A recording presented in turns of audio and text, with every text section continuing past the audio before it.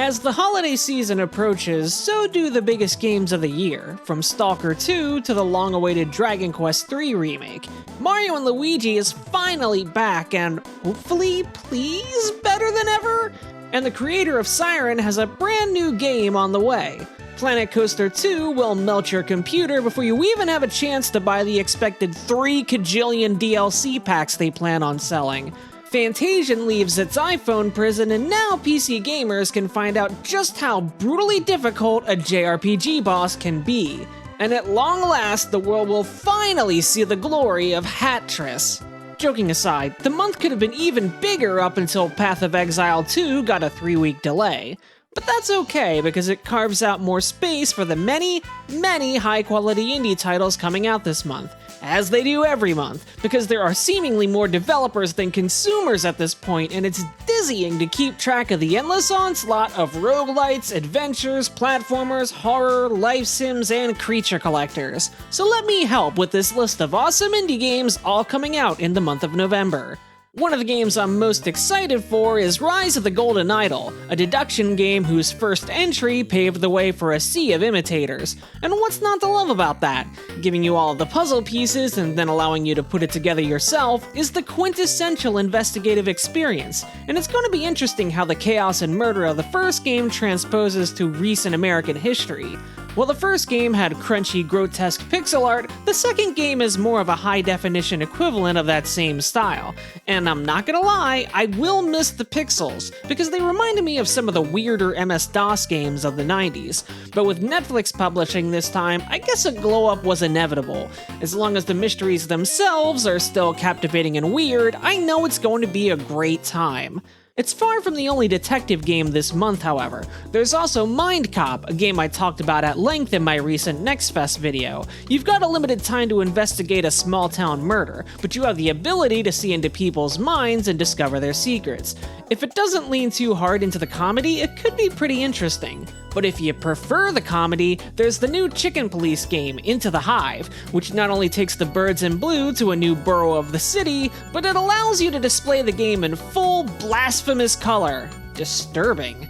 Similarly animal-themed is On Your Tail, a mix of cozy seaside town living and card-based investigation, with a charming art style, various minigames, and lots of interesting people to meet. And since I've talked about detective games, I may as well call out a couple of point-and-click adventures as well.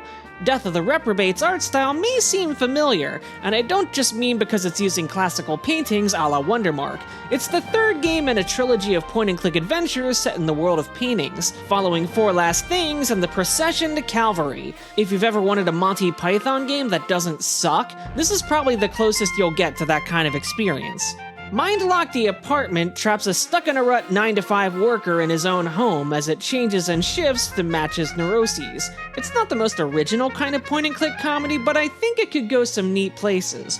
And Great God Grove, the comedic and cartoony, dialogue-driven puzzler, also lands this month after a very successful Next Fest, which of course caught my attention in that previously mentioned video. The look of it is amazing, and the characters stride that delicate balance between precocious and obnoxious. But for those of you still lamenting the end of Halloween, there's a few brand new haunts sneaking up behind you this November. There's Sorry We're Closed, a quirky and enigmatic survival horror mystery box set inside a cursed apartment building connected to a world of demons. Michelle's cursed herself, with just a few days left to find a way to undo it, and that means taking trips into that demon world and using your new and powerful third eye to find secrets and enemy weak points. In a manner similar to Holston or You Will Die Here Tonight, you can change from a fixed perspective to that of a shooter when it's time for combat. The game promises multiple endings and meaningful character interactions and decisions, which could make it rise to the top of the crop of survival horror games this year. While it's nowhere near as ambitious in size or scope, there's something highly intriguing about Threshold, a quieter and more suspenseful horror experience set in an altitude so high that air is at a premium. Talking is a no-no, and keeping a steady supply of oxygen cans is part of the job. The demo for this one was pretty short and left a lot to the imagination, so I'm really curious to see what mysteries are in store. Puzzle fans might enjoy Electral, a sequence puzzler that combines inventory Tetris with math, as you place the numerical operation tiles on a power grid to reach the correct number of volts needed to power the goal block. This starts with basic addition, but of course adds subtraction, multiplication, and division over the course of the game. The star system is interesting here. While most puzzle games give you a number of stars based on time taken or number of moves, Electral lets you choose your own goals to achieve to get those stars. Kind of a neat way of doing it in my opinion. Fans of Game Maker's Toolkit know that he's been working on a puzzle platformer for some time, and Mind Over Magnet finally has a release on the horizon. It's a very meat and potatoes puzzle experience. It doesn't reinvent the wheel, and it's not trying to. It's just laser focused on magnet and switch-based puzzles and wants to be very good at those things. I worry a little that it might be too focus tested based on his development videos, but hopefully this isn't just running on autopilot. Somewhere in between a puzzle game and a roguelite is Uncle Chop's Rocket Shop, a narrative bit of chaos about fixing various machines that alien customers bring to you, while trying to stay afloat and alive.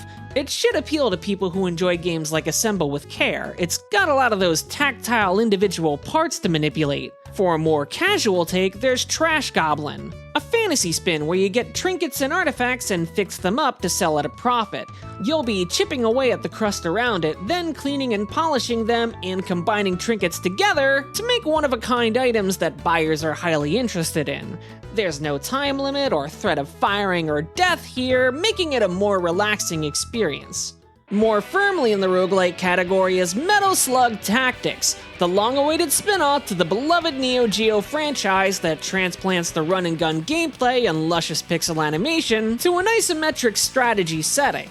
It is true that the game is a roguelite and not everyone's going to like starting over after dying, so we'll have to see how the game handles it.